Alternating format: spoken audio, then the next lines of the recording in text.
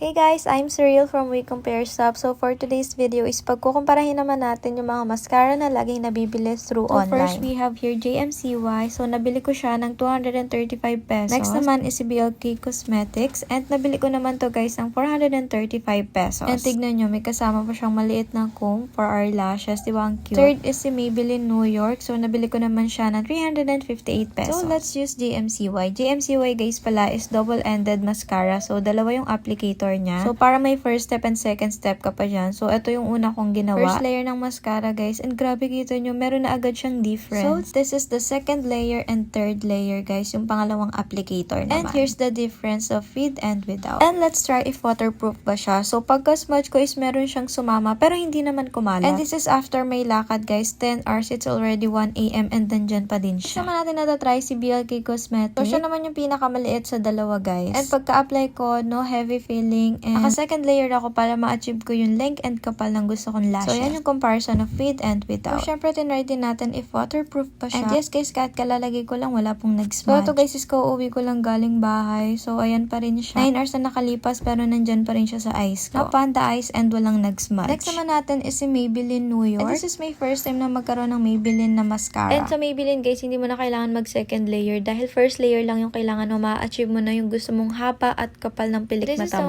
comparison of with and without. Kitang-kita nyo yung difference and grabe napahaba niya talaga yung pilik mata ko. So, syempre si Maybelline is hindi magpapakabog. Talagang waterproof din siya kahit kalalagay ko lang. Walang nag-smudge at hindi kumalat. So, yun nga, nakatulugan ko yung makeup ko nun. Tapos Maybelline yung gamit ko. So, ayan yung naging resulta niya pagkagising ko. Walang nag-smudge, guys. Hindi siya kumalat and nandyan pa rin talaga siya sa pilik mata ko. So, makeup remover na yung kailangan mo. So, syempre we need to pick ano yung top 1, top 2, and top 3 ko. And this is my top 1, guys, si Maybelline New York. Alam nyo, lagi itong nagsisil kaya mas mabibili nyo ito ng mura. At super worth it, guys. Kita nyo naman base sa mga review This is my top 2, guys, si BLK. Okay din to, para din siyang si Maybelline. Kaya lang medyo pricey siya for me. Okay din to dahil travel friendly din siya dahil hindi siya ganun kalaki. And for my top 3, guys, is si JMCY. Okay din naman to. Bibigyan kanya ng natural looking lashes. Pero yun nga, nagsasmudge siya for me. At ang pinakailangan talaga natin sa mascara is hindi dapat kumakalat. But this is very affordable. So yun lang, guys. Kayo pa rin magde-decide kung anong gusto nyo. You can check this out using the link below. Bye!